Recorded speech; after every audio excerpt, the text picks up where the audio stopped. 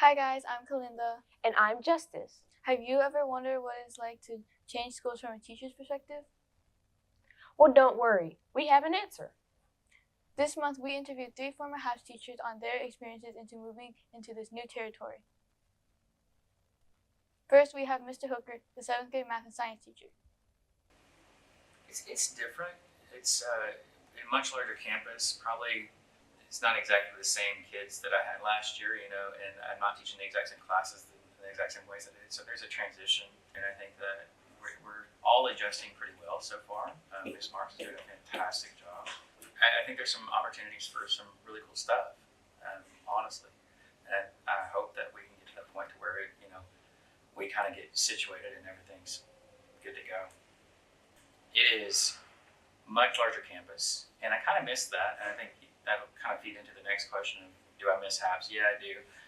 Teaching overall, I think there's some challenges with the curriculum at the first part of the year, but there's always a little bit of a challenge. But for whatever reason, it's been more of a hiccup. But we're adjusting, moving on, and doing pretty good. And then miss HAPS, of course, smaller and outside. Oh, my bathrooms! I miss my bathrooms. Storage. I miss storage. I miss storage so much. There is so much storage at HAPS. I took it for granted, and I will never do that again. Storage is phenomenal. Thank God we have Magnets who have gotten us all these lovely little cabinets. And my favorite part about teaching, paperwork. It's always the paperwork. I think that's my favorite thing, is the paperwork. Every year, somebody asks me what I love about teaching, and it's the paperwork. It's always that. That's my favorite thing. I'm kidding. It's the kids. Everybody does it for the kids. We'd all left forever ago if it hadn't been for the kids. Up next, former literacy teacher Ms. Tackett, now an admin. Well, my new job as instructional facilitator, I'm sort of the coach for the teachers. So I go and observe teachers and make suggestions as to, okay, so if your seating arrangement is not working, then let's try it this way. So I make suggestions for the teachers to improve their teaching. I miss the fact that HAPS was so small, and the fact that I knew practically every student, and on Yerger's much larger campus. And with my new job, I don't know nearly as many students. That's what I miss. Finally, we interviewed social studies teacher Ms. Clark.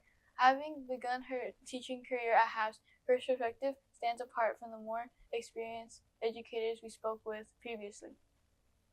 Connecting with students. I love seeing when a student gets something or they're interested in something and their face kind of lights up, so I live for those moments. Do you miss HAPS? I do. It was the first school that I taught at, so there's just a bit of an extra special place in my heart for it, and the close, close-knit community. But yeah, there's just an extra sense of nostalgia in it for me. Each teacher we spoke with had a unique experience, moving from HAPS to Yerger. For some, it was a big change after many years in one environment. But others, like Ms. Clark, it was a part of starting their teaching career.